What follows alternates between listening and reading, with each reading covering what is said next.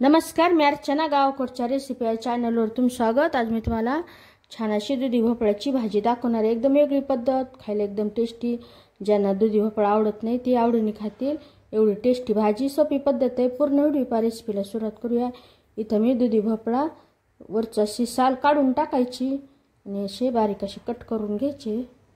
इथं 3-4 चमचे मुगाची डाळ घेतलेली, फक्त स्वच्छ धुवून घ्यायची आणि डाळ कमीत कमी वापरायची, जास्त नाही वापरायची। तेल टाकायचं। इथं लसूण असा बारीक केलेला यामध्ये आता दुधी भोपळ्याची पुरी टाकायचं। व्यवस्थित असं परतून घ्यायचं।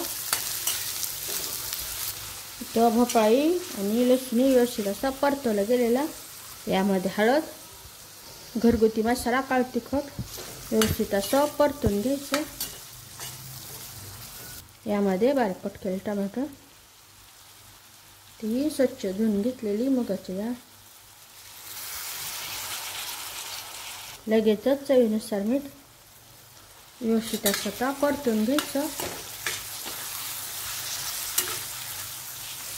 यामध्ये गरजेनुसार पाणी टाकायचं। आता इथं भोपळ्याची वरची साल काढून घेतल्यामुळे शिजायला वेळ लागत नाही आणि मुगाची डाळ शिजायला वेळ लागत नाही, त्यामुळे पाणी टाकताना प्रमाणातच पाणी टाकायचं।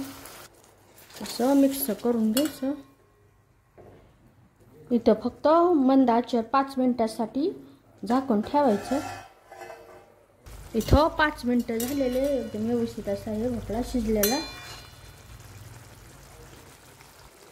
गॅस बंद। यार बारीक कट केलेली कोथिंबीर, एकदम गाळ नाही, परफेक्ट अशी शिजलेली भोपळ्याची भाजी। एकदम सोपी पद्धत, पण खायला एकदम टेस्टी अशी। नक्की बनवा। रेसिपी आवडली तर चॅनलला सबस्क्राईब करा। चॅनलवरच्या बाकी रेसिपी आवडल्या तर त्यांनाही लाईक करा।